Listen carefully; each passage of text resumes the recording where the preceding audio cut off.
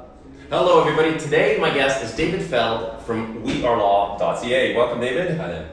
Today we're going to talk about the wild and wonderful world of the HST rebate. Okay, apparently it's not the most exciting topic, but I think it's an important topic that agents need to know about. Lawyers obviously know about it, but we as agents, when we're advising clients, we want to make sure we give out some of the right information and then know when to direct the client to the lawyer for some of those additional questions. So first of all, we're going to talk about pre-construction and what happens with the HST rebate in it. So typically, let's say you're a buyer and you intend on moving into the place and you're buying it as a pre-con that's built 3 years earlier and you've got a contract to sign.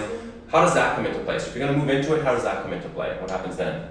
Sure. So if you're going to live in the property and it's new construction, then it says in the contract that the HST rebate, which is approximately $24,000 to $27,000, is included in the purchase price. So to give an example, if you're buying a $500,000 condo, new construction, then the HST rebate of around $24,000 is included in the price. So you're paying $500,000 plus some builder's adjustments and development charges and things like that. Right. So that's how that works. Now, if you're not going to live there as your So that's the other.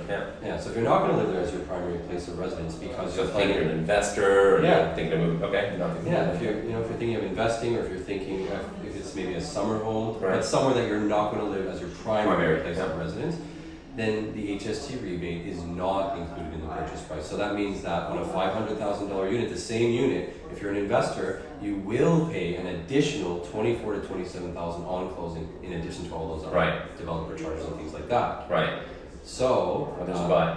but there's a but. There's got to be a but. With lawyers, there's always a but. So, but the good news is, if you're an investor, that means you're trying to get a lease. So the first occupant of the property should be a tenant.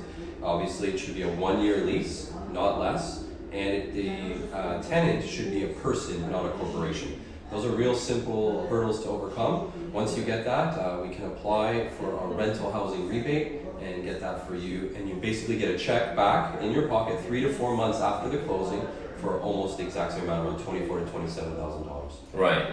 But the issue here is that on closing, you got to come up with that extra $24,000. So if you're an investor and you know about this ahead of time, fantastic, you're good. You have that money put aside.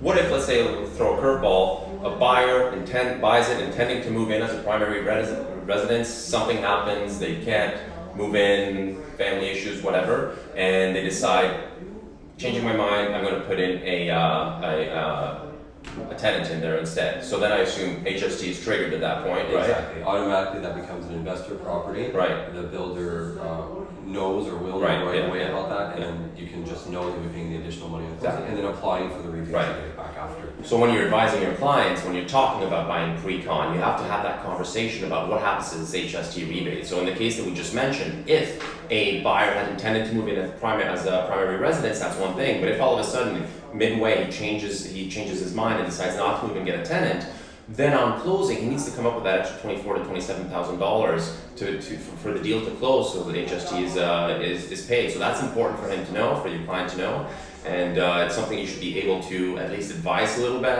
about, or know that it triggers some questions that you should ask a lawyer.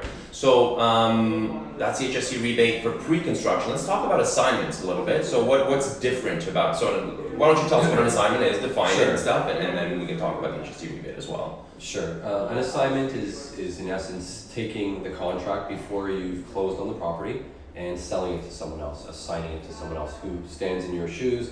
They take over the contract with the builder, and hopefully you make some profit, you pay your taxes on that profit, and you walk away. Right. But on an assignment, what about this new person who purchases the property? Do they have to pay the HST rebate or not?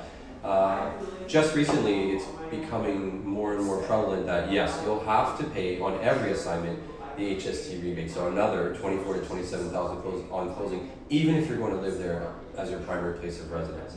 And that hasn't been the case until recently, and still in some cases it's not, but it's happening more and more and more where you will have to pay it on closing for an assignment.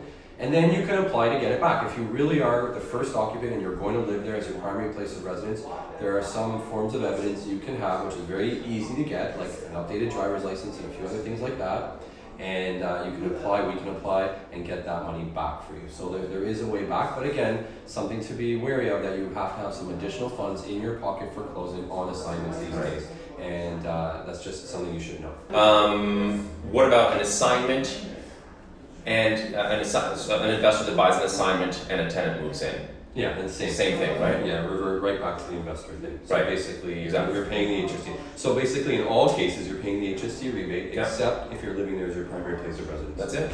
And even in an assignment, if it's your primary place of residence, just to repeat, Right. you will likely have to pay it these days, and then you can apply and get it Yeah. back. Because that's something that's changed recently, right? In the past, it wasn't always like that. Now it's happening more prevalent. Yeah, in the past, if you were the first occupant and you were living there on an assignment, you would have a chance of not paying it, and Right. now that happens a little bit. But a lot of builders, and it's in the language of the agreement, so they can do this. A lot of builders are not taking any risks. They're just saying, "Yeah, it's an investment, and that's what we deem it to be. So that's what we're charging," and they charge it, Right. and they're allowed to. Yeah. And then you have to apply for it. Got it. Yeah. Okay, I think that answers our question about the HST rebate. David Feld, thank you very much. Thanks for joining us. Thanks a lot. Have a great day.